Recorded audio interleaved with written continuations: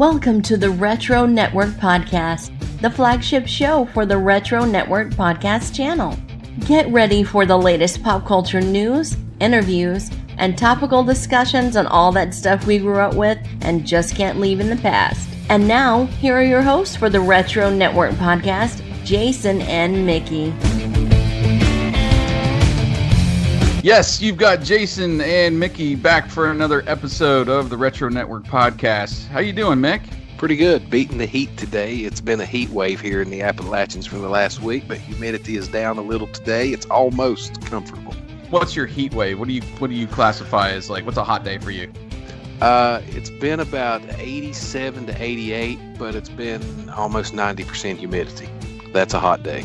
That's pretty good. Try 97 with 100% humidity. Yeah, and for an entire, 3 weeks. That's what we get here, down in the deep south. Oh, gosh. You can't even, walk to the car without sweating. It's so hot. I know. Sometimes I believe my front porch is hotter than the cigarette I'm trying to smoke. Yeah, and if you leave a water bottle in the car, it's like a glass of lava. Oh my gosh. But leave it in the car just a little while, and on your way home from work, you can cook macaroni and have dinner ready when you get there. Man, why didn't I think of that? Wow. All right. Well, we're back for another podcast. We've got some fun stuff coming up for you in this show, including some Saturday morning cartoon memories, which is going to be fun. And man, I don't know.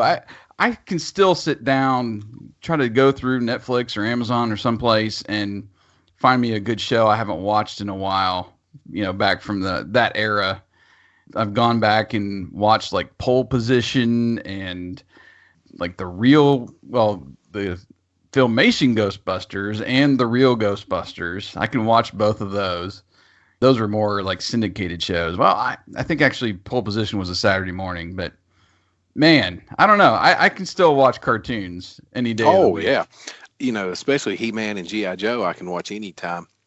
But like you, I get on YouTube generally and look for episodes. But, I'm more of a anthology type guy instead of binge watching. I like a lot of different stuff. So I love finding those playlists on YouTubes where it's, Alvin and the Chipmunks and then the Smurfs and then this, then that. I'd much rather just sit and watch a variety for a few hours instead of binge watching. And a lot of them have their own YouTube channel now. You go out, you can watch episodes of the Pink Panther, the Smurfs. I know they all have their own YouTube. Mm-hmm. So you can just pull them up and watch a full episode on there when you need to as well. Well, something I used to do a few years ago when the kids were a little younger, I would create YouTube playlists, in the order I wanted them to see stuff. And I would also find videos of old commercials that we'd see on Saturday mornings and interject them in between the episodes and make a 4-hour playlist. And the kids finally remember we'd take one Saturday every 6 weeks and they'd stay in their pajamas, usually in the wintertime when we couldn't go outside. And we'd get one of the variety packs of cereal and everybody got what they wanted. And we'd just sit on the couch for 4 hours and watch 80s cartoons, and they loved it. And I did too. I think I was the biggest fan. Nice. I've done that on Facebook a couple times when that new watch party feature was fresh and new. And it seems like there's a lot of YouTube videos you can tap into through Facebook. And you just create a playlist, and then you hit the watch party, and everybody gets that notification. You come in, you can watch whatever. I put together a Christmas special with 6 or 7 different, 30-minute Christmas specials together. And that was fun, man. Just going back, I hadn't watched some in years. Some I hadn't watched at all, Care Bears, or I can't remember what it all was. But just have the people come in and leave a comment. Oh yeah, I remember this, and talk about it for a little bit and make fun of it a little bit. Those watch party features are fun. We're gonna have to try that out. Yes, we're gonna have to put that to use soon, I hope. Yeah, I'll look into that. We may have to do some Retro Network stuff. We may have to do a test run with it with one of our up all nights on a Saturday night or something. There you go. Yeah. We'll test the waters with that. Get a double feature, and you can interject little segments of Rhonda Shear in between. Oh, yeah. I need something to watch now that I finished Stranger Things Season 3. I mean, oh, man, it just kills me that we've got to rush through it because you don't want it spoiled now. Yeah. And we talked a little bit about that on the upcoming podcast, the review that we're doing for it. And it stinks. You got to rush through it. And now I'm like, well, what else am I going to watch? Well, I'm busy for the next month or two. Since Oliver talked about Seinfeld last week on the network, I started it all over again. I'm up halfway through the third season since, in the last week and a half. So I'll be watching it for a little while. Hey, but a show you can check out back on Rediscover the 80s. You and I done the podcast on 89 TV shows, and we talked briefly about the new Magnum PI on CBS. Did you give that a shot when it was on this past fall? I watched the pilot, and I think like maybe 1 or 2 episodes beyond that, and then I was done. Really? Yeah. Couldn't get into it. Well, the wife and I, we watched the entire season, and I really, really enjoyed it. And I'm actually looking forward to the second season. Yeah. I was hoping they would have more Easter eggs and throwbacks to the original series, but those are missing. But it's a good series on its own. It's something to kill some time in the summer. You might want to try it again. Okay. Yeah, I can try it out. We actually just finished up our Fast and Furious marathon the other night, me and the oldest. We made it through the first 7. I don't have 8 yet, so we'll have to catch that sometime later or rent it. Okay, we talked about that too, how much the first movie mirrors Point Break. Have you watched Point Break recently enough to make any comparisons? I didn't get a chance to watch the whole movie, but I was able to watch some clips and stuff on YouTube, and enough to where I was like, okay, I can see some similarities there. So yeah.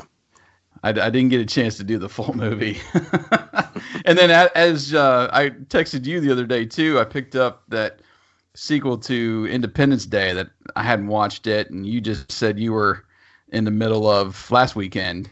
And I decided, heck, if I'm going to rent it for $3, I might as well buy it for $5. And it was like the full Blu-ray, DVD, digital copy. So, did you watch it yet? I haven't watched it yet, though.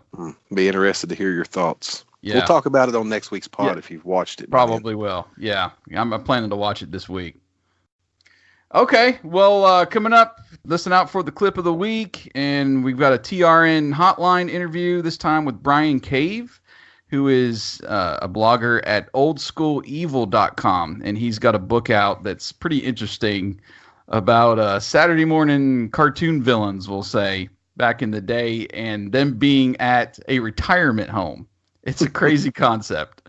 But we're going to talk about that a little bit on the hotline. And then our main discussion, we've got our memories for cartoons. And then we're also going to delve into a 1985 morning lineup.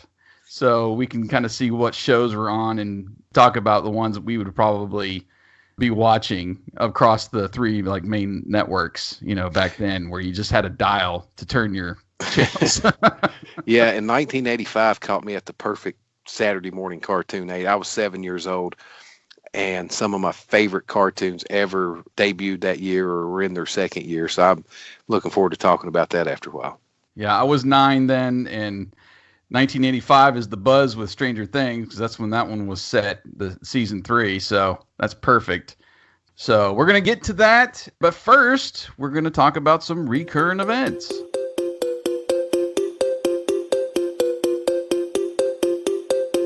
Just a reminder, I got a tweet this week from our pal Adam Hoju, and he professed his following of us as far as a news source and all the stories that we put into the recurrent events each week.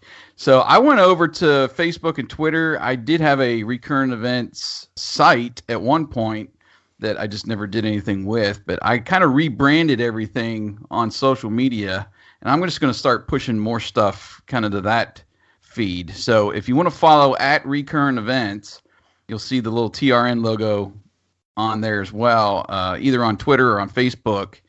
We'll get you all these pop culture headlines in one feed.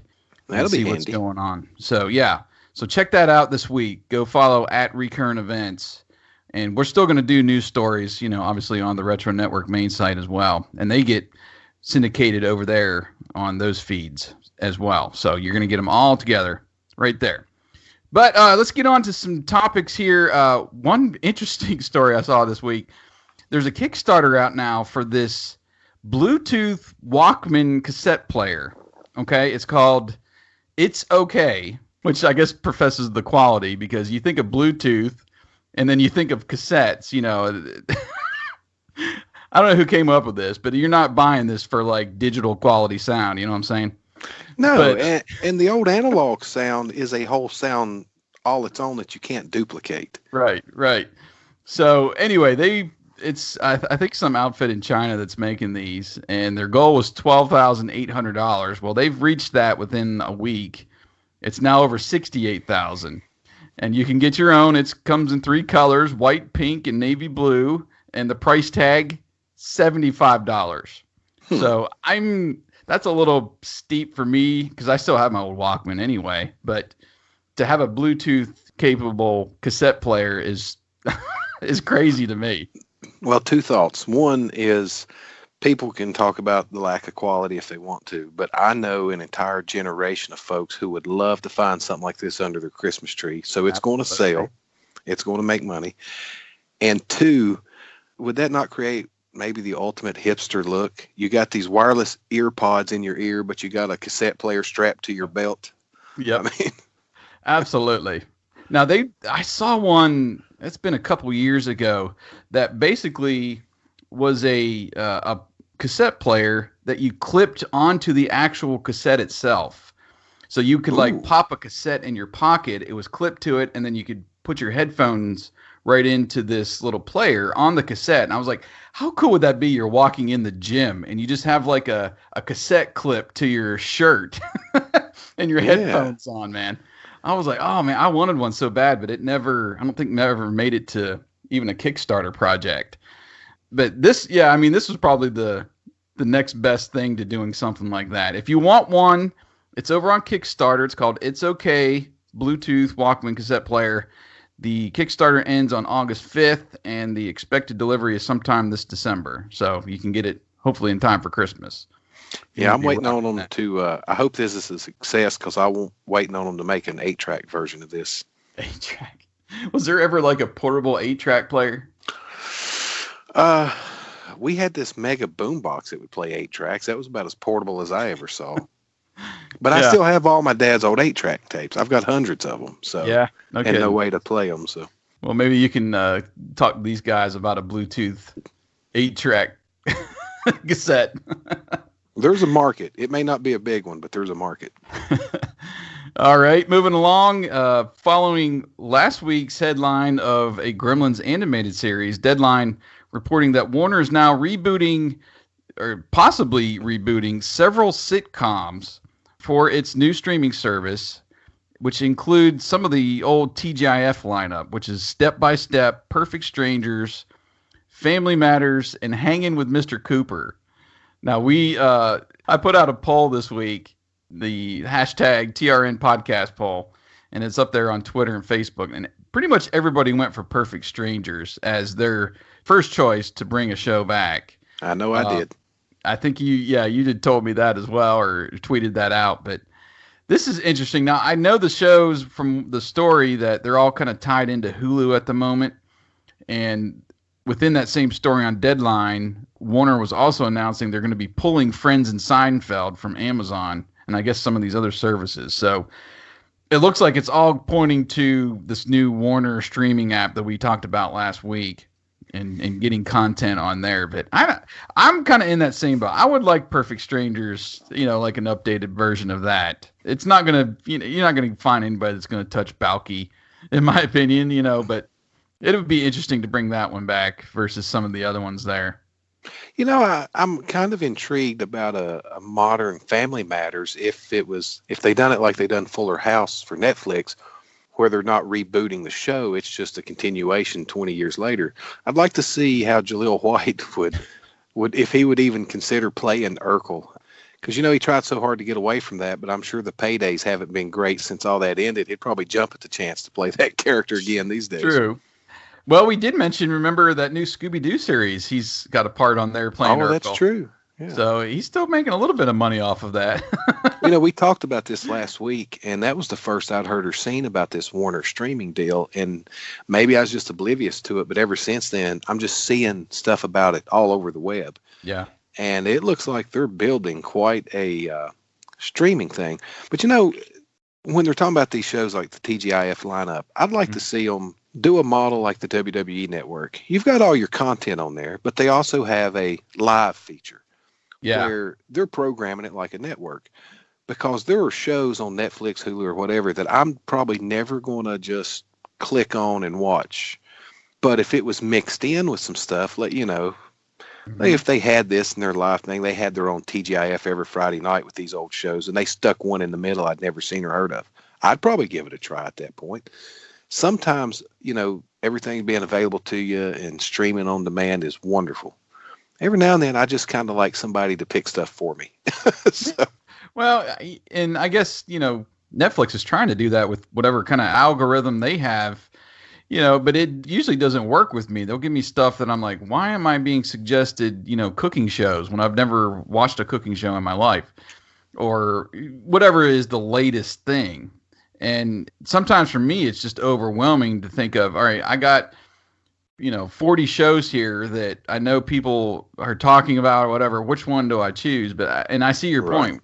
Just put one on there and let me try it out, or somehow mix it in. Well, that's the beauty of the streaming services that feature the live thing. It's just like they're programming a regular TV network, and they're putting the shows on at the times they want them to be seen, and you don't have to watch that. It's just an option. You can stream whatever, whenever, but just give us that option with Warner, because I believe with all their old shows and things, can you imagine if they'd done something like that, and you could tune in on Thursday with Friends and Seinfeld on their live stream, plus whatever they'll put with it. They may even pull Cheers back or something. And then Friday, TJF, they could take the best weeknight lineups from through the years from multiple networks and just make that network on their streaming service. Man, that sounds awesome. I'm sold at $16 a month or whatever it was. Yeah, because doing stuff like I'm that. still seeing that they're you would get Cinemax and HBO for that price with this streaming service. That's going to be a pretty good package there. Yep. Look out, Netflix. Mm-hmm. Especially until I get my next Stranger Things season, I read somewhere, I can't remember the exact numbers, but the amount of people that had come off of Netflix and just went on essentially to watch Stranger Things like the week before or something, subscribed right back to Netflix. It was a crazy number. I was like, wow. And then, probably those people are coming off at the end of July. I don't know. I've been a subscriber for a long time, and I can't just see going back and forth. At least they don't make it an easy option, I don't think. But Hulu is a little bit better with that you can come off for a month or two, and then they'll automatically subscribe you whenever you want to come back on. Maybe Netflix does that, but I don't know. Well, being cord cutters, Netflix and Hulu is our main entertainment avenue, so we don't drop either one of them. But actually, Hulu, I got that great deal last year on Black Friday. You could get a year for just $12 for Black Friday. And I hope they run that again this year, because I will have another email address, and I'll use yet another bank card as a new customer and get another year for $12. Well, I was amazed. They actually lowered their price. Like for the standard month was $7. I think it's now like $5 or maybe $6 and $8, but they lowered it by $2. And I was like, oh, okay. Yeah, sure. I'll stay with you. I think they're just trying to get you to get rid of the commercials or do like because they got some live stuff capabilities, I think.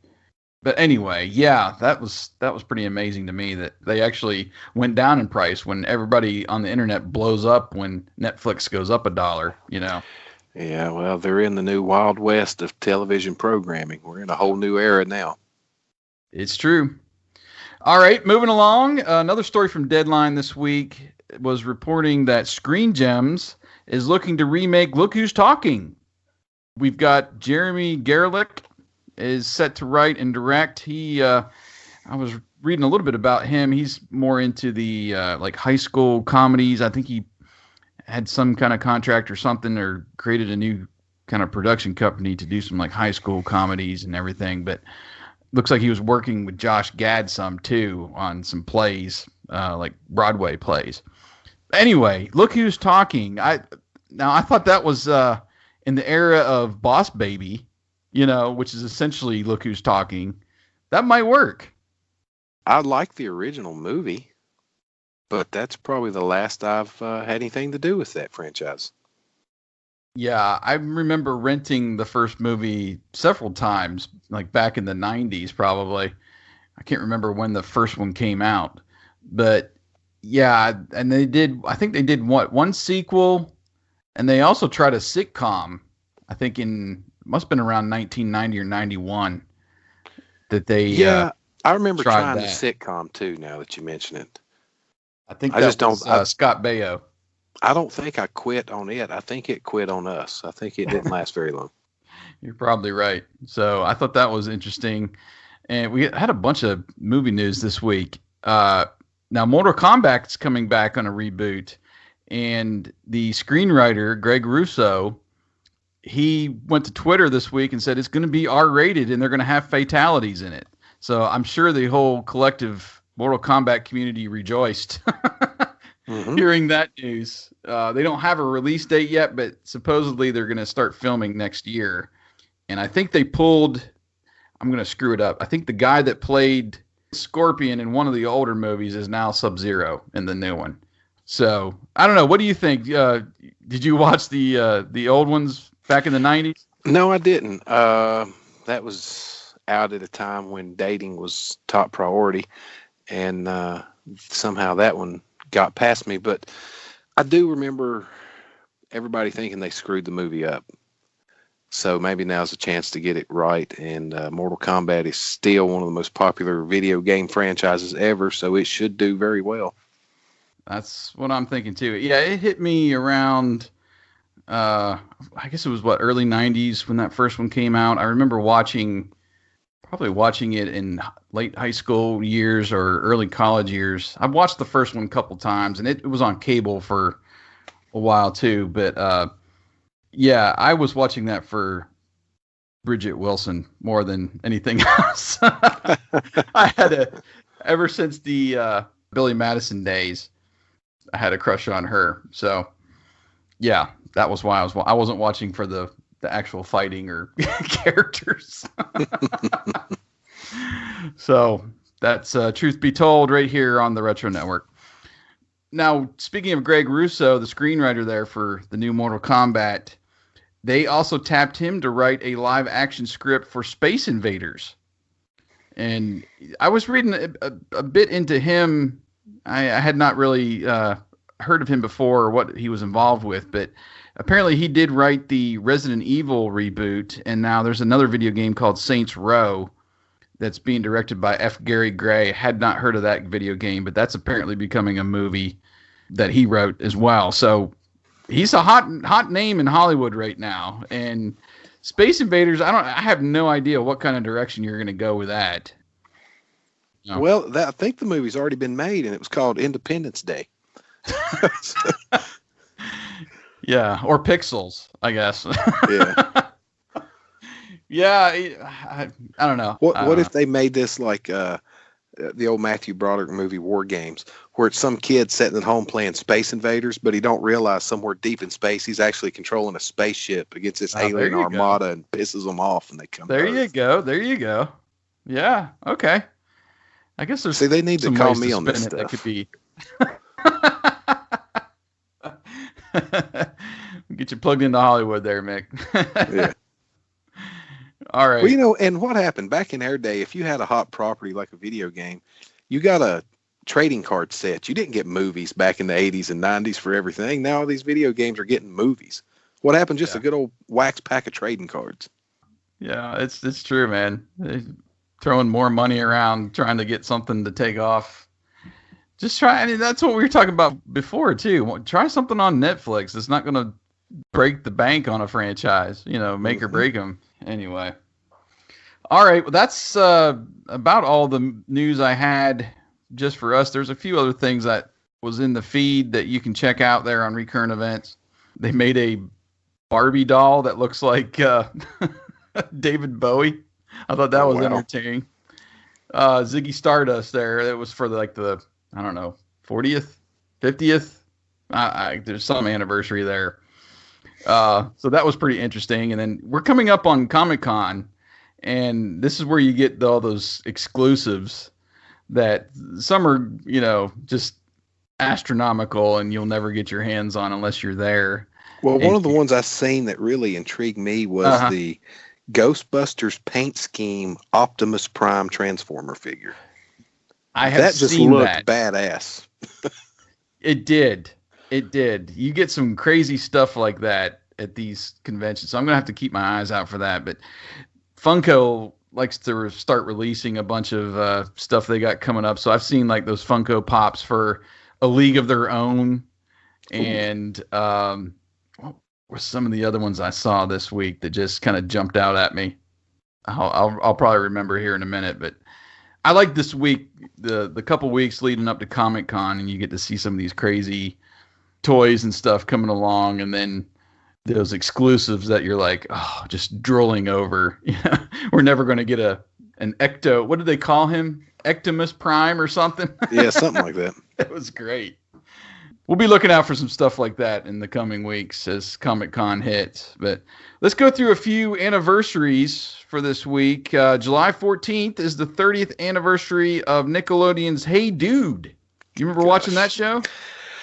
Hey Dude is one of those shows that everybody has that when you see it or hear it, it just grates on your last nerve. And Hey Dude was that show for me for some reason. Yeah. I couldn't stand that show. Mainly because I may have been upset they were showing Hey Dude instead of Salute Your Shorts. We needed more Salute Your Shorts from back then. Salute Your Shorts rage. I remember it. I don't, so a lot of people say, that was my Saved by the Bell on a, ranch or whatever, but I didn't get into it much either back in the day. Well, one thing's for sure, it does have its following, though. Believe me, man. I saw a ton of tweets go out. 30th is actually today when we're recording. I saw a ton of tweets go out today about it. Lord forbid you talk bad about Hey Dude on Twitter. Good gosh. The wrath of Nick Jr. there. Whatever. Mm-hmm. All right. July 17th is the 20th anniversary of SpongeBob. Staying on the Nickelodeon topic there. We got into SpongeBob a little bit when the boys were younger, but again, we were, like you say, we're cord cutters. We never had Nickelodeon with them growing up, so we didn't watch a lot of SpongeBob unless we were at like Burger King or some place, in the Playland. Well, the kids liked SpongeBob, but the wife didn't. So they weren't allowed to watch SpongeBob. And this is back before we were cord cutters. But I would watch SpongeBob with them, and I fell in love with it. So I would have to wait till they went to bed, and then that was my late night viewing of choice with SpongeBob. I've seen every episode many times. It is my animated version of Seinfeld for me. I absolutely love SpongeBob and the characters and the multi-level humor. My kids would laugh at stuff that I don't. I'm sitting there giggling at stuff they don't understand. And it's a great show. Love SpongeBob. Yeah, I could see that comparison to Seinfeld. Like I said, I haven't watched a lot of the years. We actually have a couple of the Christmas specials on DVD. I'm not sure if somebody gave those to us or what, but we will break those out every once in a while on Christmas to watch. Not every season, but it's a fun show. We'll put it that way. It. All right. July 18th is the 30th anniversary, going over to the music side here, for the UHF soundtrack. And UHF, I believe, came out, I think it was this month it came out. I don't necessarily remember the soundtrack, but I remember the movie. But I didn't see the movie when it first came out. And this is an odd anomaly.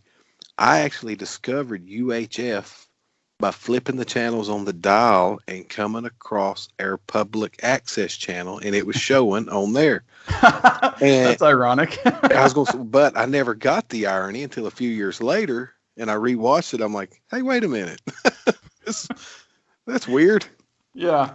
That's a funny movie. Speaking of It is. Seinfeld the way we have, Michael Richards in that movie with Weird Al.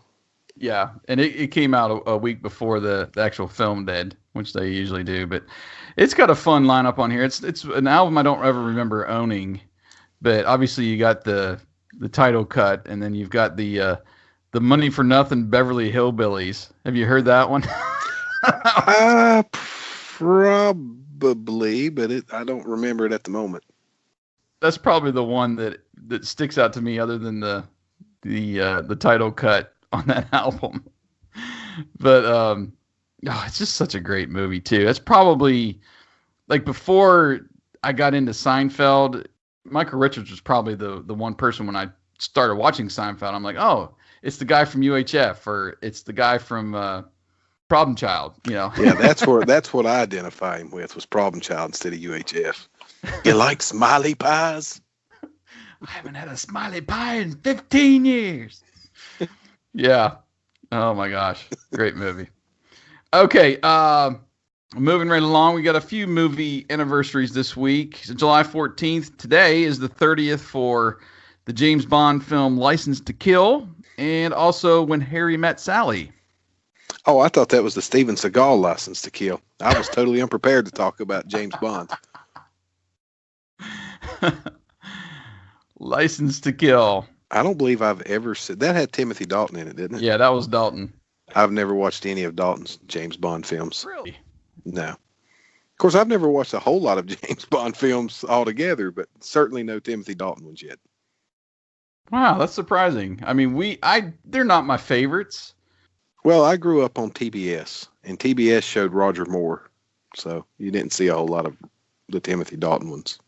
Yeah, I mean, a lot of people, this is kind of the shift away from Roger Moore and the swagger James Bond. This was the action James Bond, more like the original books, and there's this shift there. And I don't know if I grew up first with Roger Moore and in all those movies, so it was a kind of a change of pace. But when they're on, I'll watch them, or if I'm going to watch one of the Timothy Daltons, it would be License to Kill, because you got a young Benicio del Toro in there, which makes it really fun. And then I mean, it was a pretty good story as far as Bond goes. But yeah, and When Harry Met Sally, I probably watched that maybe once or twice in my life. Have not really watched that one at all. So, okay, well, moving along, July 25th, the 25th anniversary for True Lies and Angels in the Outfield. Love True Lies, never watched Angels in the Outfield. I have seen, and this is I don't know if this is more of a confession or not, I've probably seen True Lies a couple of times. It's not one of my go-to Arnie movies, but Angels in the Outfield, I've actually probably watched more than True Lies. I remember we had that on VHS back in the day. Christopher Lloyd and Danny Glover, I believe. Mm-hmm. And I was huge into baseball. I played baseball, and so that was a movie I remember watching in my high school years. Yeah, somehow I just missed that one. I guess I was working all the time when it came out. Maybe I was a little too cool for school to be seen watching something like that at the time. Which I wish I could go back and redo life all over again, because things you're like, oh, I can't do that. I'm not cool if you're doing that. Shit, that's the stuff I enjoy the most these days. Oh, my. Okay. Couple more, and we're going to get on to our move along here in the podcast. This week is also the 20th for a couple of movies. Blair Witch and Lake Placid are 20 years old on July 14th and July 16th, respectively. Blair Witch, I don't think I've ever seen the entire Blair Witch. Really? Yeah. Again, I'm not the horror guy, so. Well, I'm not either, but my wife is. And what year would that have came out? 99? 99. Okay, yep. So we were dating. That's the movie we went to on a date. Wow. And, she likes the horror movies. I'm all about pleasing the ladies, so. Well, not anymore. But anyway, that's neither here nor there. But I remember walking away from Blair Witch thinking, what the hell did I just see? What the hell was that? And it took another viewing later on to really appreciate what they done with that movie and how it influenced a lot of stuff that come after it. But in the moment I was watching it, like, I can't believe I just paid $6 for that crap, Yeah. But now I appreciate it. It's still not one I go back and watch, but I appreciate what they done with that. That was a nice piece of movie making there. It's something that never had happened before. I mean, it's all on that little steady cam, right? The whole way through. Right. My wife would have probably had a migraine by the time she was out of there because she can't follow along with stuff like that. I'll give a little tease to a later on segment. This coming week on the site, Kevin is doing a write-up on the Blair Witch, and he talks a lot about the way they shot the movie, and I learned some things in there too that the actors didn't even give the actors scripts. They I don't want to ruin this whole article, so I'll just tell this one part, but they would hide notes, the directors would, for the actors to find to cue them on to the next things they needed to say or do. So it really interesting way they made that movie, which is probably why I walked away wondering what the hell it was I just watched. But if you've not seen it, people should give it a shot. I mean, it's worth watching at least once. All right, I'll give it a shot. Why not? It's basically just them, and it's all kind of in your head the whole time, right? That they're out in the woods, and it's not like gory or anything like that. It's just kind of psychological, more or less, right? Right. It's a full length. The entire movie, you're anticipating the jump scare, and they keep putting it off. So, yeah. Gotcha. Now, jumping over to Lake Placid for a minute, I remember watching that in the theater. And I remember it being rough to get through, but it was worth whatever the price of the ticket was to watch Betty White and that huge, feeding that huge gator or croc or whatever it was. Yeah, it's a good time for the anniversary too. That new alligator movie, Crawl. I mean, I've seen that blowing up across social media for days now. So that's I remember getting a kick out of just Betty White in that movie. She's great. And I watched another one I watched in the theater back in college was Hard Rain. Have you seen that with No, don't tell me about it either. I've got it downloaded. I've had it downloaded for about 10 years. I still hadn't got around to watching it. Oh man. Betty White's in that too, and she's awesome in it. That's the one with Morgan Freeman. Morgan Freeman and Christian Slater. Christian Slater, yes. Yeah, I haven't watched it yet. I intend to at some point. I just haven't got there yet. I actually went on a date to watch that movie too. So yeah, that was it's an interesting movie. Well, let me ask you a quick question about it because seriously, I've had this downloaded for 10 years and I've not watched it.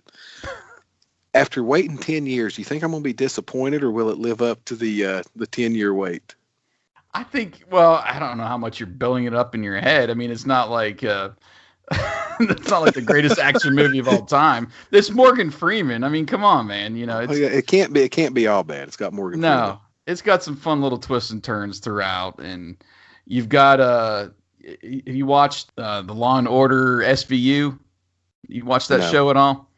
No. The chief on that, the bald-headed guy, he's in there, and Ed Asner. Ed Asner's in the. Ooh, I love Ed Asner. Yeah. He's one of the security guards with Christian Slater at the beginning. I don't know. I can still enjoy it. Well, I tell you what, it's Sunday night. It's couch time for me and the wife. I think that may be what I finally pull up and watch tonight. Do it. Do it and tell me what you think. All right. Okay.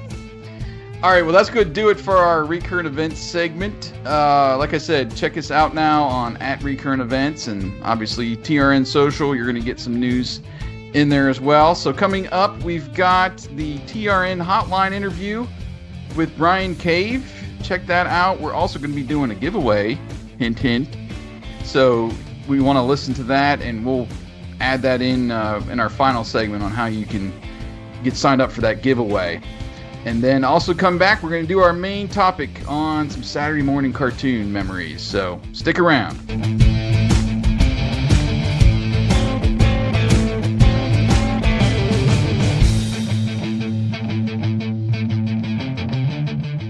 Next Saturday, blast off into adventure with the Superpowers team. Join Superman, Firestorm, and Cyborg as they battle galactic monsters. Destroy them now. It's the brand new adventures of the Superpowers team next Saturday. Your dial tone to the past. It's the TRN Hotline. Hey everyone, it is Jason back on the TRN Hotline. Thanks so much for tuning in. And on the line with me is a blogger and now author, and we've done a couple podcasts together over there on Rediscover the 80s. It is Brian Cave. How are you, Brian? I'm doing great. How about you? Doing great. And thanks for taking a few minutes with me this week to chat. Brian is a fellow child of the 80s, I'll say, and he's got a passion for all of those old cartoons and animated shows that we grew up with. And I wouldn't say just 80s. You have a love going back through the 70s and even like early 90s to those, what I would call Saturday morning or weekday afternoon shows, right? Oh, yeah. Yeah, everything. Any cartoon I can get a hold of, I'm watching, so... Yeah, and he runs a blog called Old School Evil, which if you at first glance see that name, you're thinking horror movies or, from back in the day, but it's all about those cartoon villains. So you think Megatron, Skeletor, Shredder, all those fun villains from those cartoons he blogs about, and now even has a book, I guess, in that same vein, right?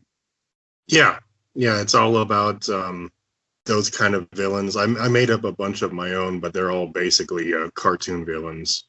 In making up this, I created a bunch of fake cartoons and put all the villains together in a retirement home. It's a crazy concept, and I admittedly haven't gone through the whole book. I've read a first good bit of it there. You sent me a free copy several months ago, I think, when the book was released.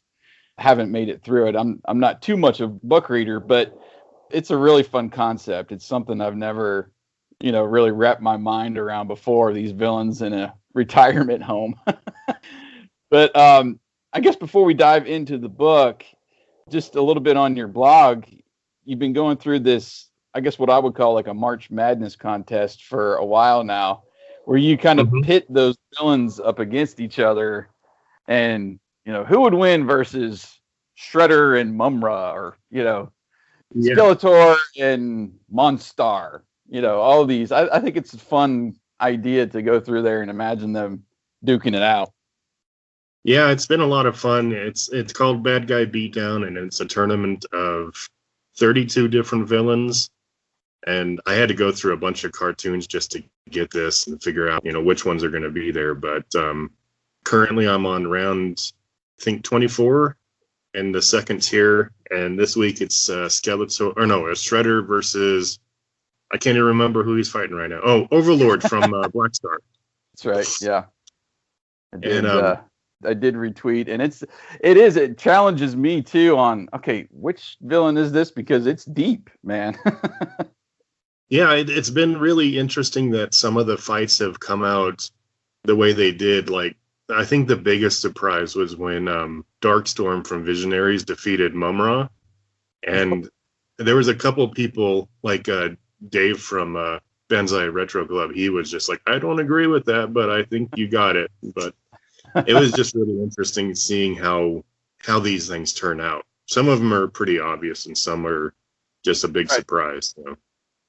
What do you think of some of them? And most of them are more bumbling. And you think of Skeletor, he's got his little magic staff and his little minions that he sends into battle for him, But going up against, one of the other, I would say, more power, like you think about Megatron and what he would be like, even though he just turns into a handheld gun. It's fun to put those scenarios together and imagine what they would be like, in real life. Yeah, I know. I really wish I could make it more visual. As I'm doing these, I'm just writing a small chapter kind of thing for each of the fight, but I wish I could animate it like some of the things I see on YouTube. That looks incredible, but I just don't have the skill. I'm trying to think of how I could do something for like some of the later fights, like into the finals and the semifinals. But as it is, it's going to be written, and I think that's going really well. Still, it's a good demonstration, I guess, of my writing skills. So that's good. Maybe that'll help people and get a book.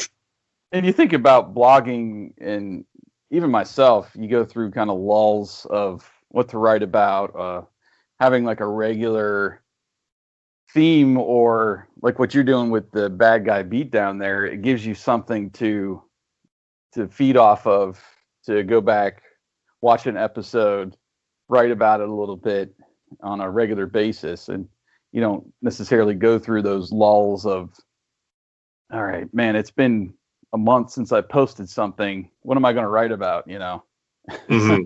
Yeah, and I'm thinking after I finish the beatdown, I'm going to start trying to do like a casting call type post where I'm going to think of ideas for how to adapt these to movies and cast them, make posts about that, which would be pretty good content, I hope.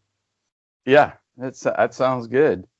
So let's talk a little bit about the book and the concept and how you got started. And I don't know, I always think about like, the Golden Girls and how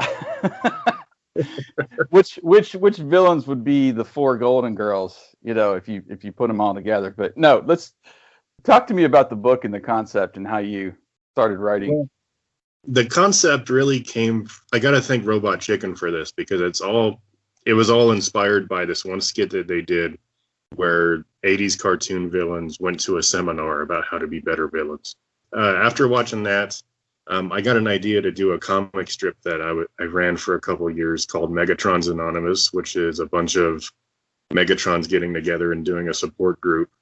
And then from there, I wanted to do something more myself, and that's where I came up with the villains for Old School Evil, and I put them into a retirement home just to see what they would be like there.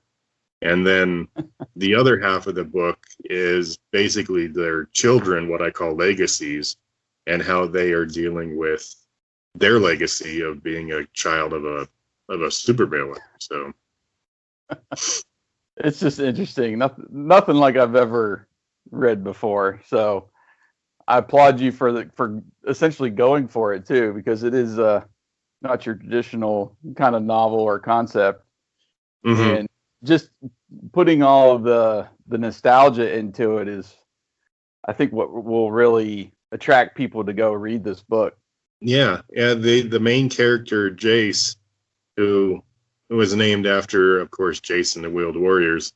He's basically me, being this guy who grew up watching cartoons and just never let go of that. I mean, he's just always been interested in going to the store and checking out what new toys are out, and always making references to cartoons, comparing everything he sees to cartoons.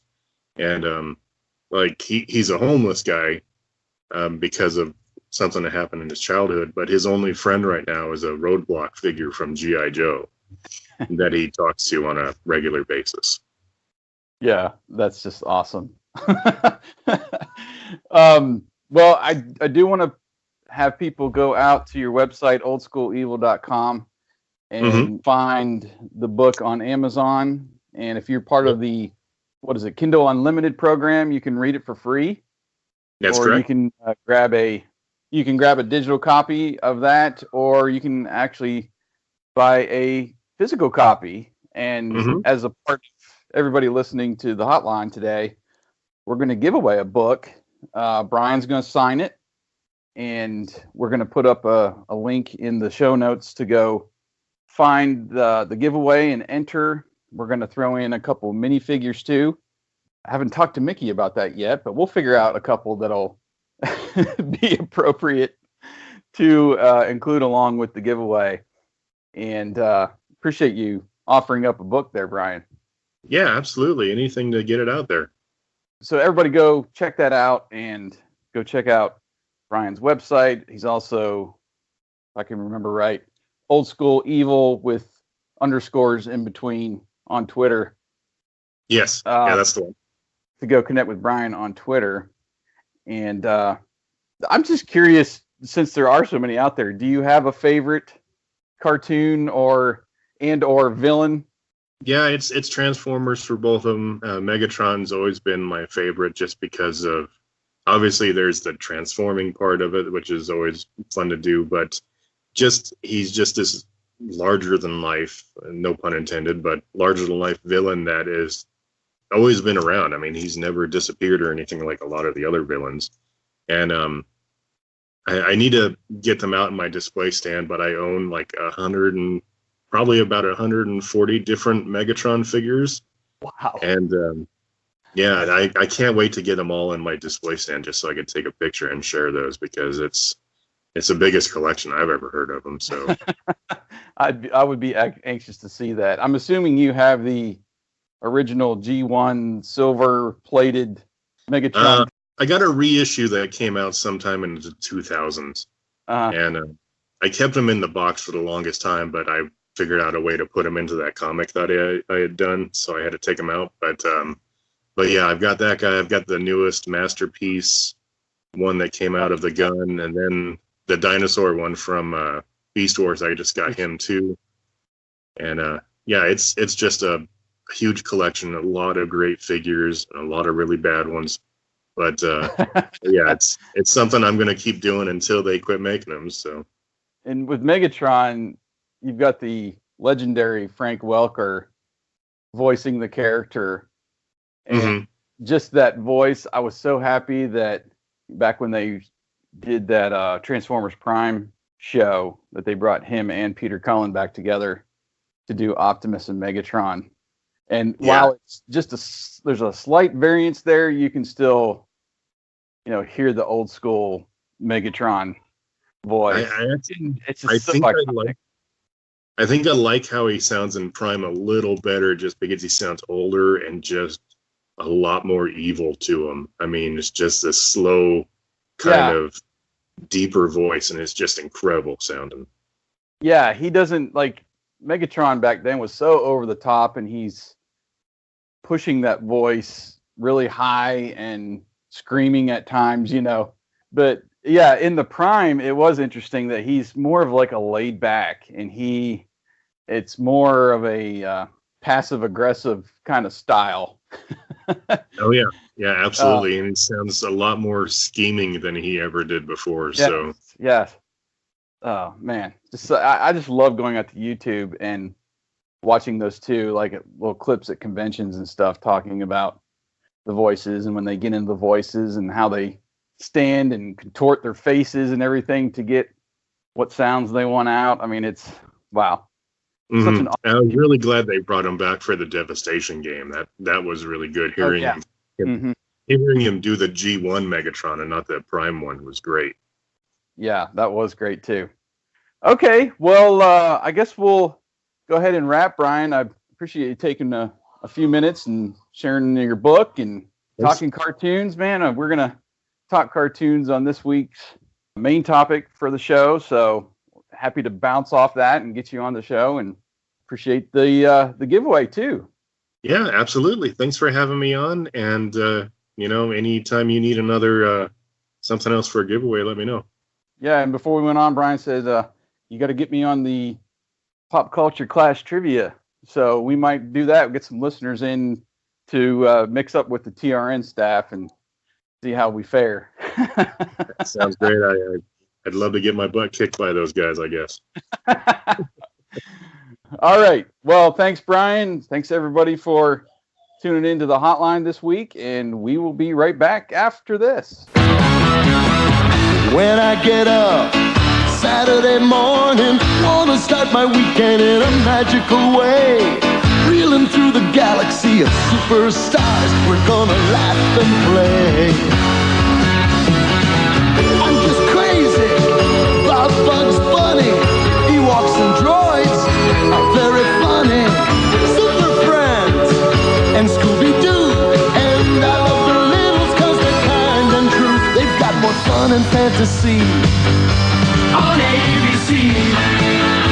You'll love it, just you and me. You'll love it on ABC. You'll love it. All right, we are back for our main topic discussion. Hope you enjoyed that hotline interview with Brian. And we're going to talk about our own little Saturday morning cartoon memories. And did you remember anything in particular, Mick, growing up? Did you get up early on a Saturday morning to hit the cartoons? Or I did. I did because the network's lineup always started at 8 o'clock. But our local NBC affiliate always ran cartoons from 7 to 8. And it was the old Jay North cartoons, Rocky and Bullwinkle and Dudley Do-Right and that stuff. And I was a major fan of Tennessee Tuxedo. And, well, I was a big fan of all those shows. And they would show, I think the era I remember most was they would do Tennessee Tuxedo for a half hour and then Dudley Do-Right for a half hour. So I took advantage of getting that extra hour of cartoons. And actually, even before that, at 6 in the morning, that same affiliate would show I Love Lucy and the Honeymooners, which were my first exposure to both of those shows. Nice. So my Saturday mornings started at 6 a.m. I was watching black and white television and then old cartoons, and then we'd roll into the modern cartoons. Cool.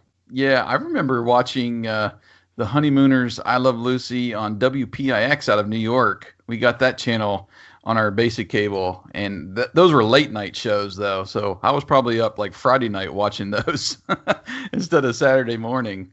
But I can't remember if our local channels started before 8. I'm sure they did, and what exactly was on before then. But I do remember getting up pretty early, like before the parents got up. And I would head out to the living room. This is a pretty vivid memory. You remember the futon chairs, right? Mm-hmm. So I had the futon chair. It was like the two big pieces that folded together. Then you had kind of like a little backrest that was like half a piece. So I would tip that up like into a pyramid or a tent almost.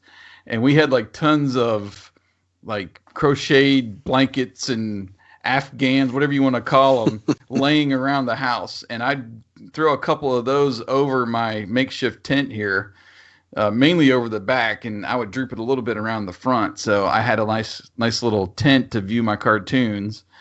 And then you go out to the kitchen, grab your bowl. We had those ugly yellow Tupperware bowls, I can remember, and those wooden salad bowls. You remember those back in the day? Yep. Whichever ones of those were clean, I was dumping cereal into and my milk and heading out to watch, the Saturday morning shows in the living room. Well, I had a cool Dukes of Hazzard bowl that was always clean on Saturday mornings. That's the only time I used it. So it always had my corn pops or back then, what they call them, sugar pops and sugar smacks back in the day. Yeah. What they used to be called before sugar become a dirty word. Yeah, poor Sugar Bear, man. He was out of business. Yeah, I would get that cereal, like at 6 for I Love Lucy, and then I'd get a refill at 8 for the normal cartoons. There is, as much as I love the on-demand world we live in, there is something to be said for the loss of anticipation. Yep. That was our day for television as kids. That was not for mom and dad. They had Hill Street Blues and Dallas at night. The cartoons on Saturday mornings was our time. Yeah. And you had to wait all week for that. And you would get that little nugget, usually every day of the week after school. You'd have an hour of syndicated cartoons. Most of us did anyway. Mm-hmm. But man, it just helped build your anticipation all week for the glut of cartoon goodness that was coming your way. And I hate that our kids never have got to experience that. We talked at the beginning here about making those playlists and doing that with the kids, and they loved it. And it's still, even that's not the same, It's what you and I grew up with. Well, it's even like those, like Christmas specials, like Rudolph, and that was like once a year, man. And it was, once they started coming around, they started promoting it on the channels. That was all the buzz at school. Hey, Rudolph's coming on this week, Mm-hmm. And you don't have that anymore. You don't have appointment television. So I totally get it. And it was, you get a little bit of it in the afternoon, but like you said, it was in like an hour or two at most. And this was like a full morning, like 6 hours of nothing but our shows. And the choices. Gosh, it was sad. It was sad that we didn't have TiVo back in the 80s. that you could TiVo all these other cartoons and turn it, instead of a 4-hour Saturday, into a 12-hour Saturday. So a whole weekend, yeah. Yeah, watching all the shows. Yeah. Man. There was so many, and, on all three networks to run I guess the main schedule was probably about 5 hours. But you just most networks most years went from 8 to noon. And then when they started, doing like Saved by the Bell and, Pee-wee's Playhouse and stuff, that limited the animated stuff. But there were still, whenever Pee-wee was on, there's still more cartoons going on one of the other networks. Mm-hmm. So I don't remember anything in particular, like trying to flip back and forth. Do you remember any of that going on when you're watching? No, when I was watching a show, I was watching that show. And I learned at an early age how television worked, that I could watch, say, the Snorks when it was on at 8 o'clock. And after Christmas, when they were in reruns, then I would switch my viewing habits and watch something else like the Berenstain Bears that were now in reruns, but I hadn't watched those episodes at the beginning of the season. So I didn't switch during the shows. I was smart as a youngster about how to do that. I remember it being a pretty big deal when we got a push button channel on our TV from the dial. Because I wore out the 0 on the thing, because you had to do like 02 or 07, 0 whatever. And my wife can attest to this too. Even with the radio, I'm commercial hits and I'm changing channels. And I don't remember when we actually got a TV with a remote, but the push button, I was all over the push button channel surfing when that hit. And I remember doing some flipping back and forth. I don't remember what particular shows, but yeah, that 0, you could not read the number 0 on that keypad. Probably about 3 months after we got it. Well, I don't remember when we got our television with the first remote, but I do remember our first VCR had a remote, and you could change the channel through the VCR. So that was just like the TV having a remote. And a quick funny side story. I don't know if you ever experienced, growing up in Pennsylvania, you all were more used to the snow. Did you ever have to go to Saturday school because you missed so many days? No. Okay. No. Well, around here, Saturday school was a thing. If you went a couple weeks and missed a lot of days, they'd schedule a Saturday, which was just murder for kids. You're like, they can't do this. This has to be illegal. I'm not going. I ain't going. And your parents are like, yes, you are. So at first cartoons are on, Mom. Exactly. That first year we had a VCR. I left my mom a list and a blank tape for her to record. And I had it all gridded out, the time and the channel. And then she was having to run down to the basement and change the channel, and love her heart, she did that day. Wow. You had a super mom. And in my collection of VHS tapes, I still have that tape. Oh, my gosh. From all those cartoons from 1985 with the original commercials. And every time I've watched it, I can't help but think in deep appreciation of my mom running back and forth to making sure she recorded all this different. A lot of people could have put a tape in, hit record, and went on about their day. And what cartoons you get's what you get. But not her. She done that for me, and I'm eternally grateful. Wow.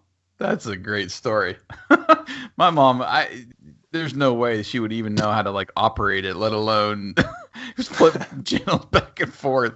I'd have to make her a 8-step list just to record during certain hours.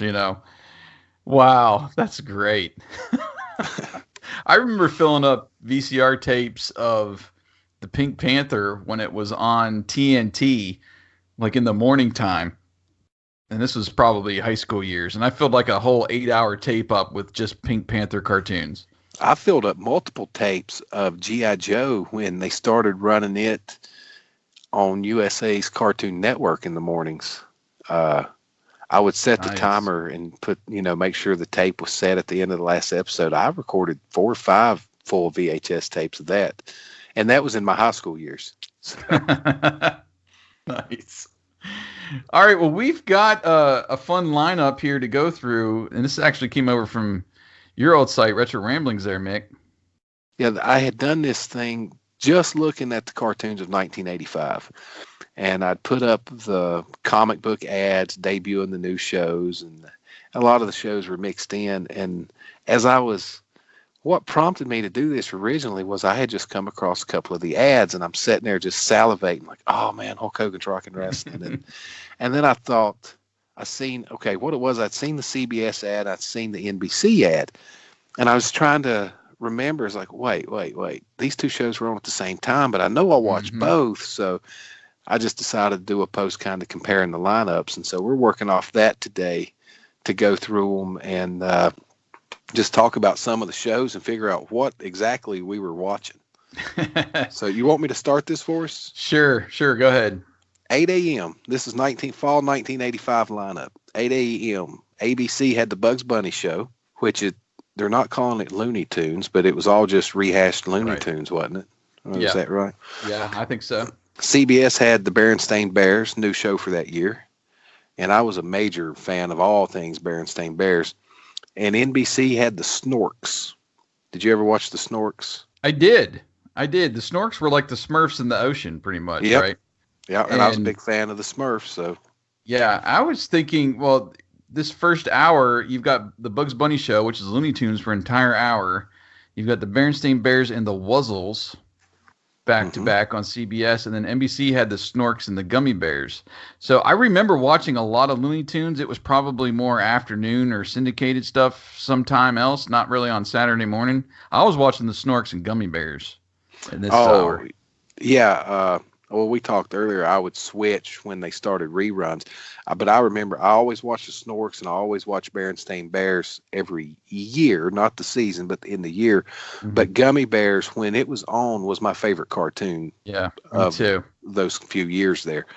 But it's funny that the Snorks, it's funny that they're split like that because the Wuzzles was a Disney-produced series too. You'd have thought that would have kind of been with the Gummy Bears, but I guess not. Counterproductive there for Disney being on the same time on two different networks. But the Gummy Bears, I remember several years ago going through probably about the first season. They had there was a YouTube channel that had them on before they got ripped off there, and oh my gosh, just going back through there, I was like, man, this is just such a great show, and the adventures that they're on. It was beautifully animated too. That was one of the better animated cartoons I've seen. Yeah, we've got the DVD, the complete DVD series, because we introduced it to our kids when they were young, and they instantly fell in love with it. To the point that I would take the frozen juice concentrate, I would take apple juice and grape juice and mix it and fill the jug with water, and it made it look like gummy berry juice. Nice. And we told them it was gummy berry juice, and they would drink that stuff and hop around. And now my oldest is 14, my youngest will be 13 next week. They still every now and then, can you make some gummy berry juice? Oh man, that's great! Wow. Yeah, who didn't want some gummy berry juice as a kid? You got that right. That was such a great show. Who didn't want the that underground railway thing? What'd they call it? The zip cars or something? Whatever they called that. Can't remember. God, that'd be awesome. Was it Gruffy, the one that was one that was always like pissed off? Yeah. And angry? He was my favorite. I don't know why, but I always gravitated towards him. I liked him a lot. Somebody at Disney had met my dad once upon a time, and they kind of patterned him after that. Nice. So 9 o'clock hour, ABC had a Star Wars double shot, Ewoks and Droids at 9:30. CBS had Muppet Babies and Little Muppet Monsters. And NBC kicked off an hour and a half, 90 minutes of the Smurfs. I was watching the Smurfs. I was too. Yeah. Now, I do remember watching Muppet Babies, and I can't remember if this was the debut year or if it debuted earlier, maybe at a different time or something, because I remember watching Muppet Babies. What is Little Muppet Monsters now? I'm not sure exactly, because it certainly didn't last like Muppet Babies. Yeah. But I'm looking at the cartoon ad, and you see Kermit and Miss Piggy and Gonzo from Muppet Babies, and over to the side, there are two purple monsters holding a video camera. So I'm not sure what that was. But I didn't start off with Muppet Babies, but my cousin Tim, who lived behind me, was talking about them. And I'm like, what are you talking about?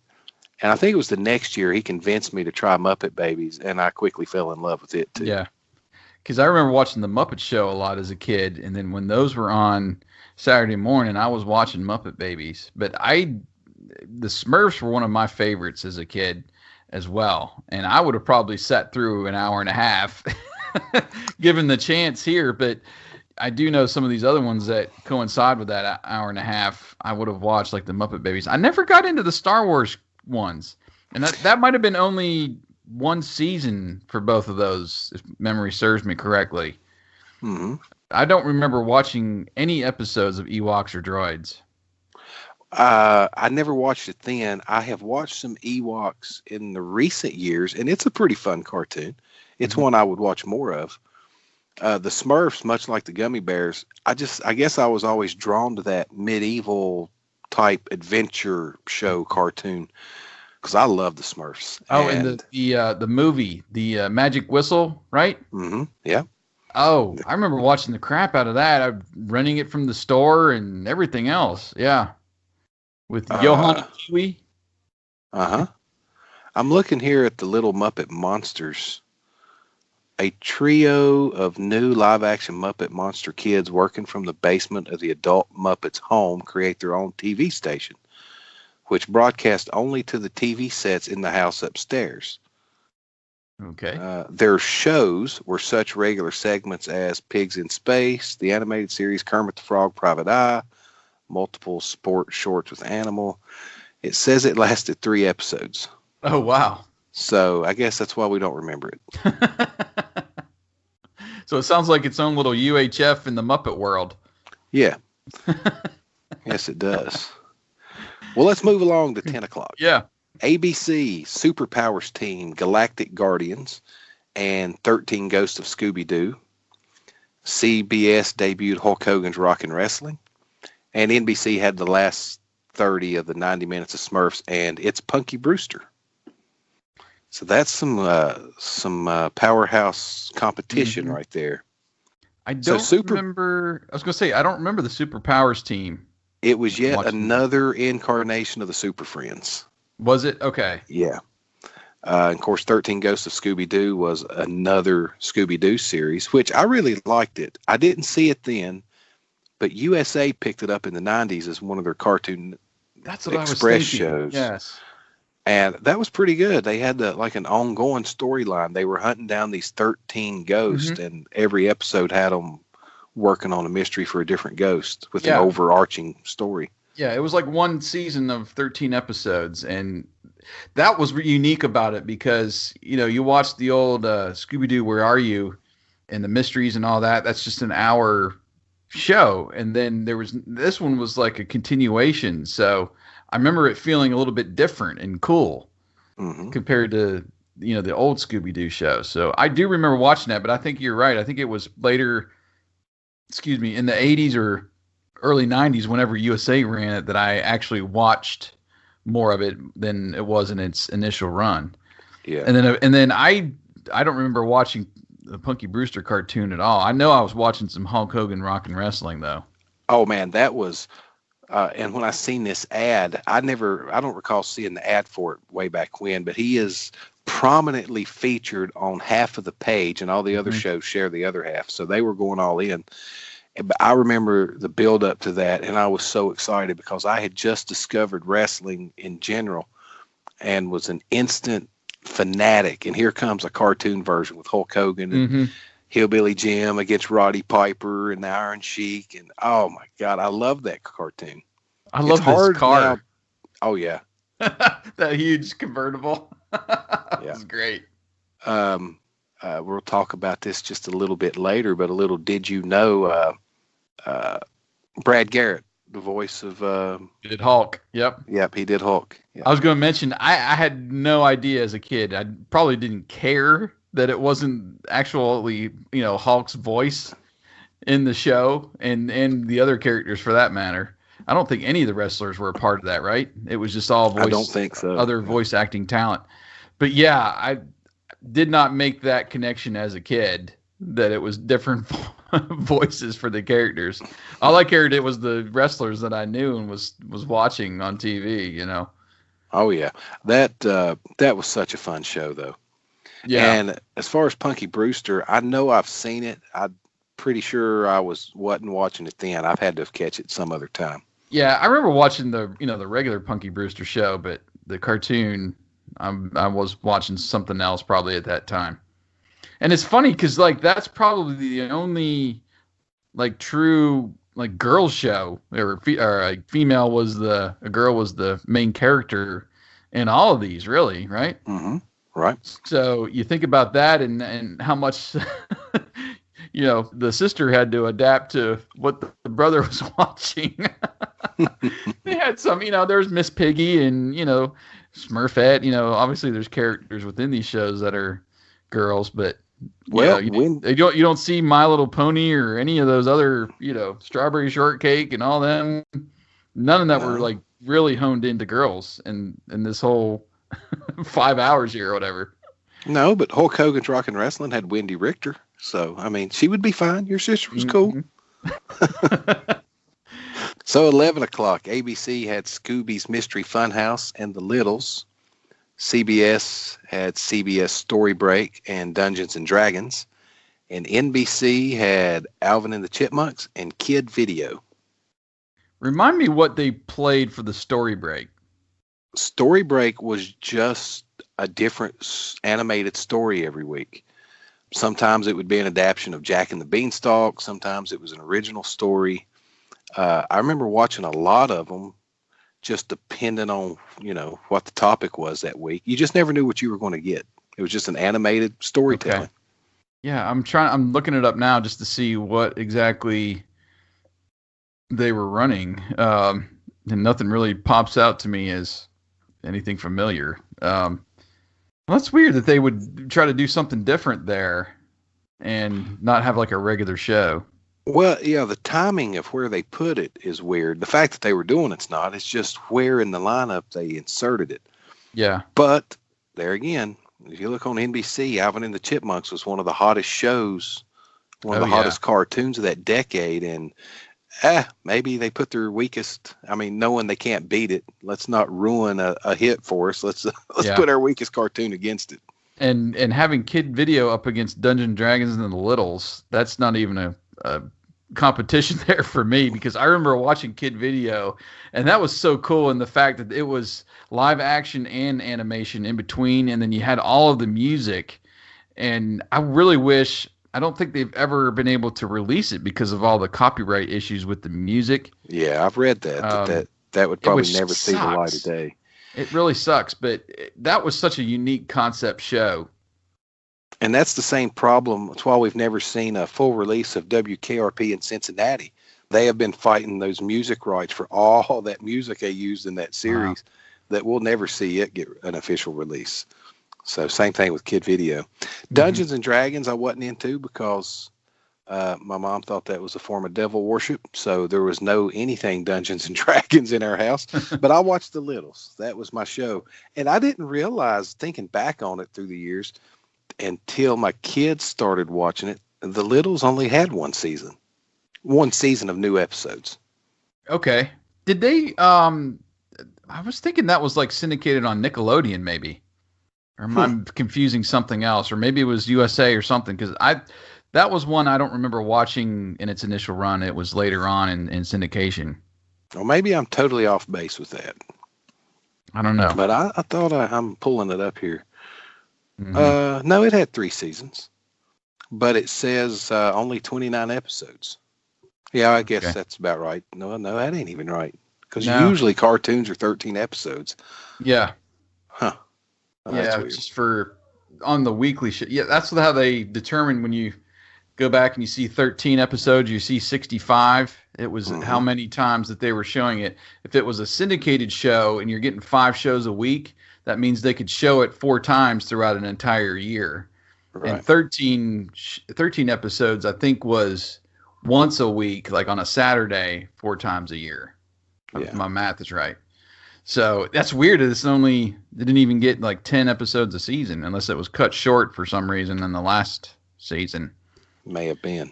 I don't remember Scooby's Mystery Funhouse though. I don't know what the hook was for that.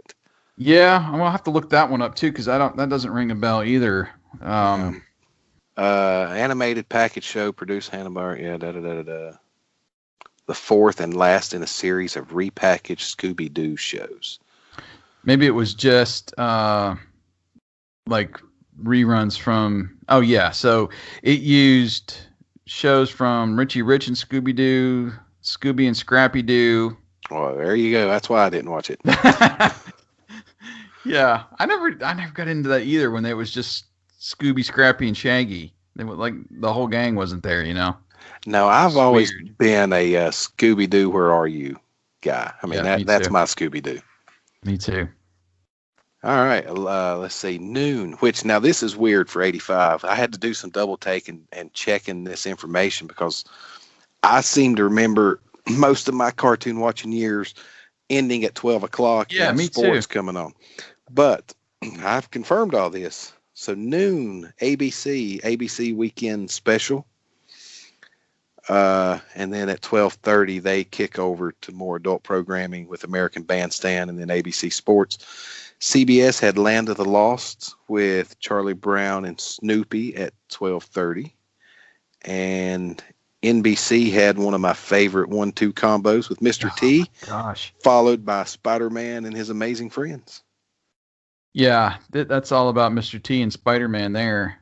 Spider-Man, well, between Spider-Man and Super Friends, you know, that was really my introduction to the comic book world. I didn't really read comics back then, and I watched the 66 Batman show, but you're limited to Batman's world on those. So, you know, watching Spider-Man and even Super Friends where you get that extended cast and even characters that, you know, weren't in comic books up until in that point, in the case of Super Friends, man, in Spider-Man, that's still like one of my favorite like cartoon runs. And it was only, I think, 13 episodes as well.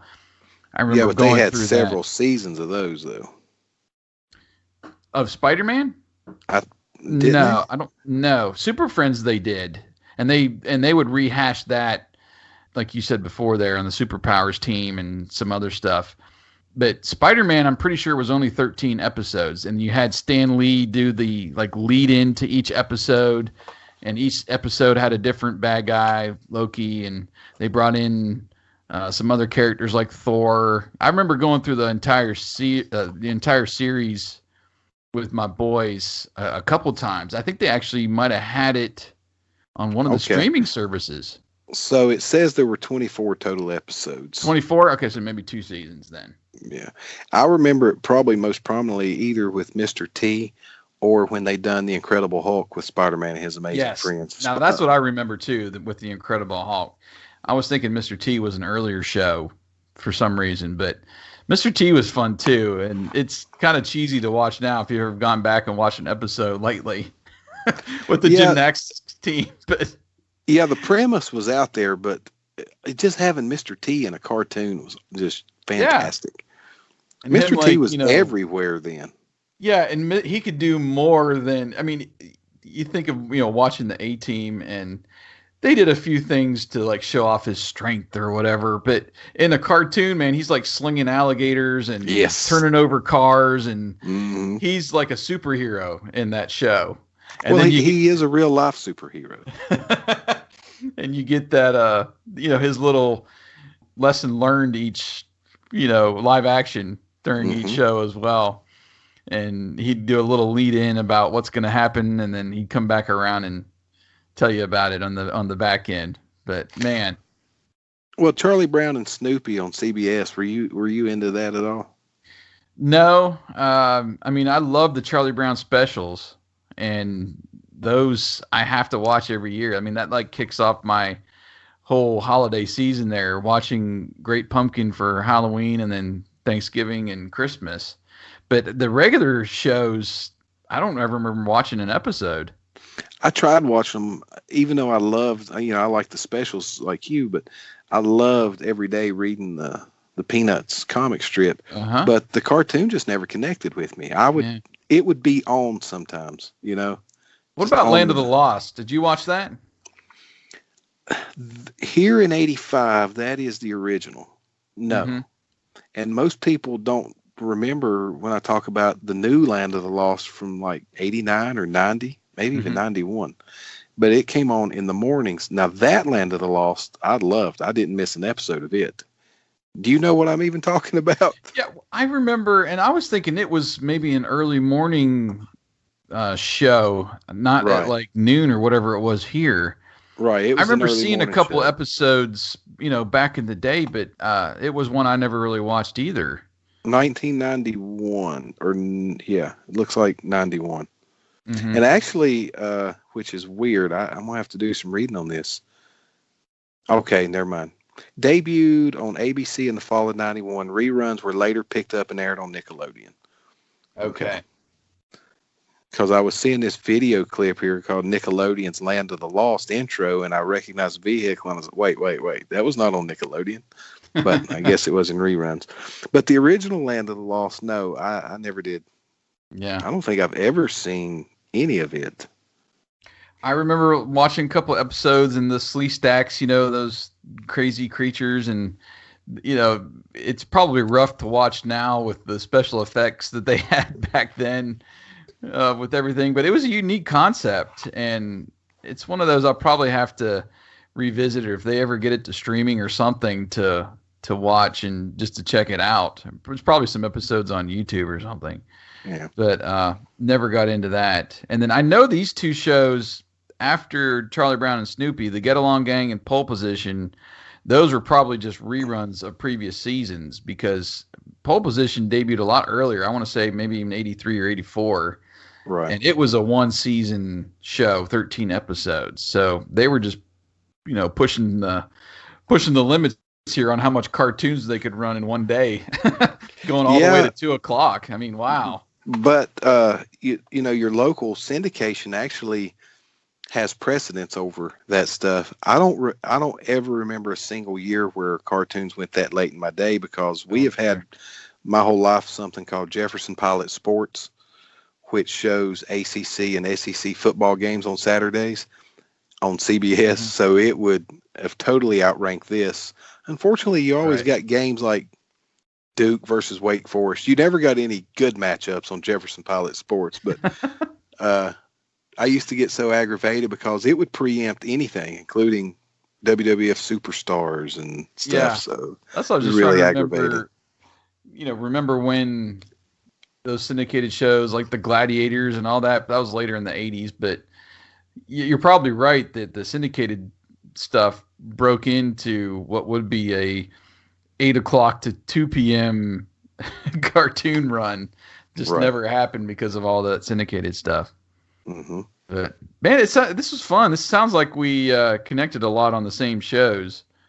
Yeah, for me, if I was running down the list, I would have been Snorks, Gummy Bears, Smurfs for the first hour, switched to Hulk Hogan's Rockin' Wrestling, then over to Alvin and the Chipmunks, back to the Littles, back to Mr. T and Spider-Man. That would have been my Saturday in the fall of 85. And the only thing I would switch on that list would be the Littles to Kid Video, and that was my list pretty much too. Yeah. I just saw, I go to this, well, you've been to RetroCon before too in Philadelphia. Mm-hmm. They just added Robbie Rist from Kid Video, and he was the voice of Michelangelo in the 90s Turtle movies. Just added him to the guest list, so that'll be fun to see him this year. But yeah, man, this was great. I love going back there should be like an archive online. And I know there's some places where they have some TV guide stuff, but there should be like scans of old TV guides available on like archive.org for you to grab at any time, Well, you want me to get started on it? I've got hundreds of the old TV guides. I just ain't got the time to do it. Man. Well, there's just not I know there's some podcasts even that will go through TV guides, and I don't know if there's really a good resource. We've got the Sears catalog scanned in. Why not TV Guide? I mean, come on. Mm-hmm. Oh, I've used them for research. When I've done those pods with you on Rediscover the 80s, mm-hmm. those 88 and 89 TV shows, I've got the fall preview previews, TV Guide there with me to pick up shows that we forget about. Resource. But I'll pick one up off the stack every now and then and just flip through it.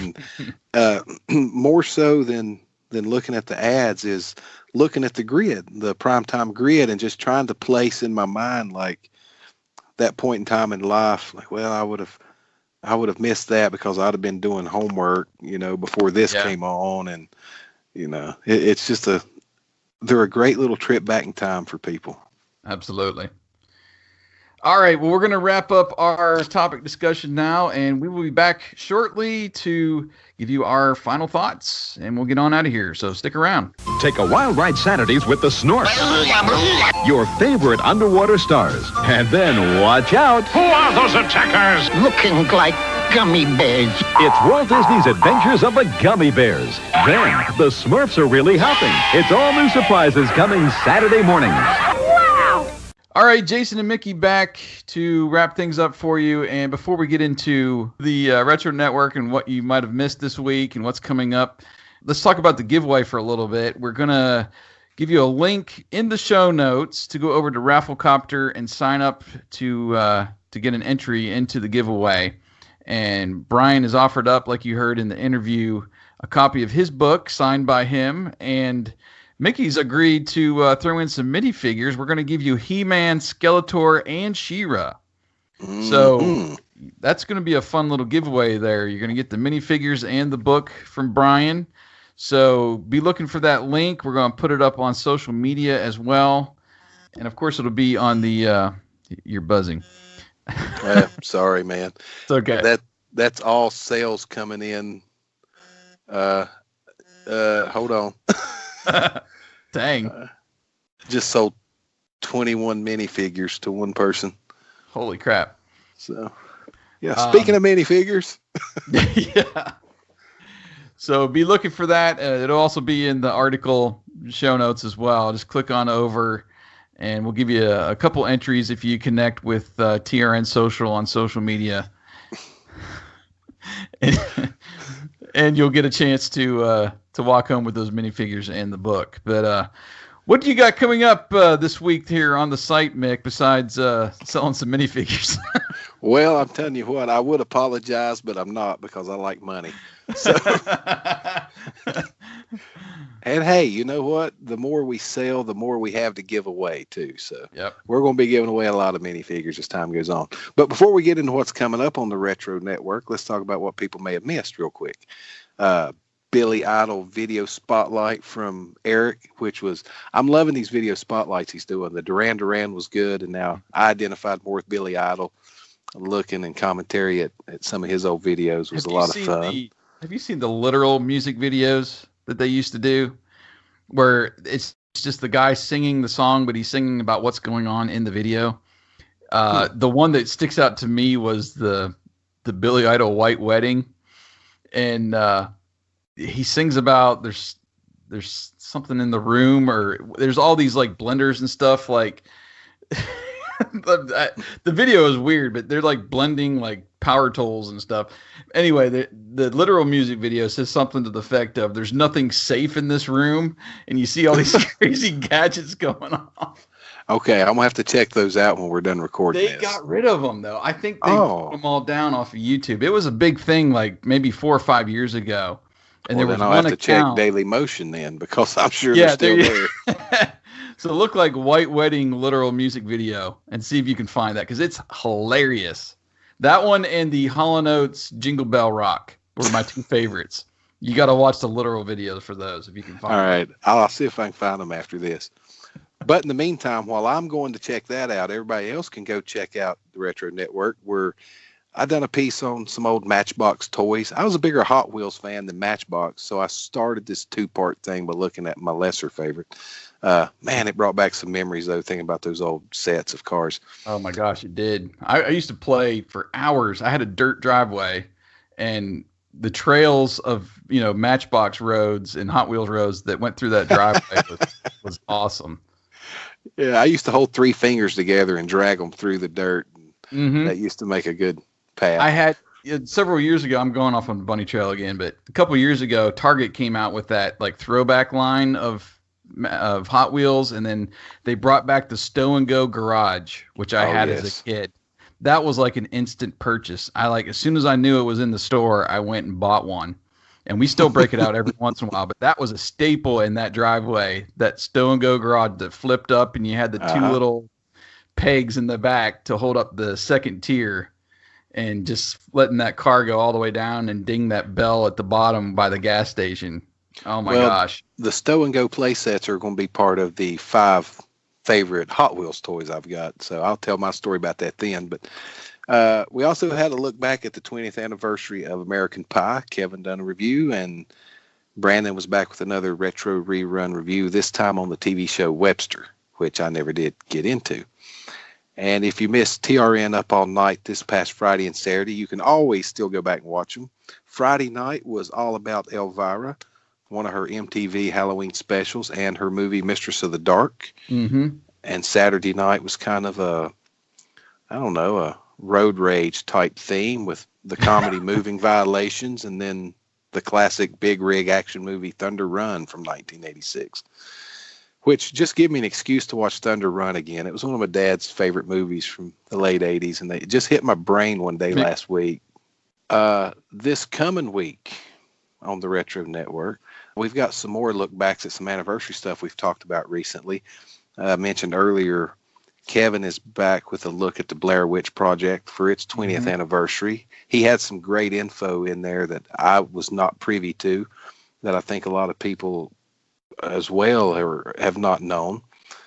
And speaking of not knowing stuff, I've got another piece coming up this week. Since we were talking about cartoons, we got one of our first real list posts. Stuff you may not know about 25 of your favorite cartoons from the 80s. Some little known facts. So I just got that put together. It's scheduled to drop, I think, on Wednesday. And Kevin is starting to get prolific. Last week we talked about the 35th anniversary of wrestling's Black Saturday. For people who don't know what that is, Kevin gives you all the details of the wrestling you're watching today can be traced back to Black Saturday. So people should check that out. Cool. And I will let you take over and tell everybody about all the different podcasts we've got dropping this week, because we're starting to get loaded with podcasts finally. We really are. And all this week, well, by the time you hear this, the second episode of TRN Game Night Situation Jukebox will have dropped. And that was real fun to put together. We actually did a little bonus round this time that we might incorporate going forward. But that's really starting to take off, getting a lot of feedback on that. And that kind of prompted me to throw some out there during the week as well on Twitter and over on Facebook too, which you can play along, and I'll throw out a situation and you can come up with a song. But that's getting to be a real fun game, and everybody's really excited to get to the next one already. So we're going to be definitely on a regular schedule to get those out at least a couple times a month, just depending on how many people we get together. So we got that hit the feed. And then as you're hearing this, hopefully tomorrow, which will be Wednesday, we'll release the roundtable review of Stranger Things Season 3. That was with Stacy and Eric, and we took a deep dive into Season 3. We did not, for some reason, it's almost egregious that we didn't get to talk about Dustin's and his girlfriend's famous scene. I don't know if you've watched the whole season yet, Mix. I don't want to spoil it. Yeah, I hadn't yet. But there's a fun little song that Dustin sings. Oh my gosh. And we didn't get a chance to talk about it, but we took a deep dive. We even talked about what we're looking forward to upcoming seasons, and talked about just kind of our thoughts leading into season 3, seeing the trailers and rewatching seasons 1 and 2. So it was fun. I thought it was going to be about an hour. I think we went about an hour and a half.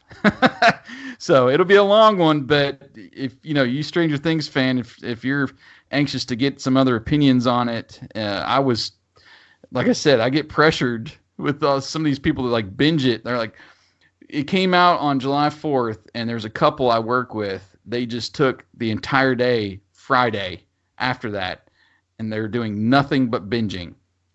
I was like, how can you just shut down like that?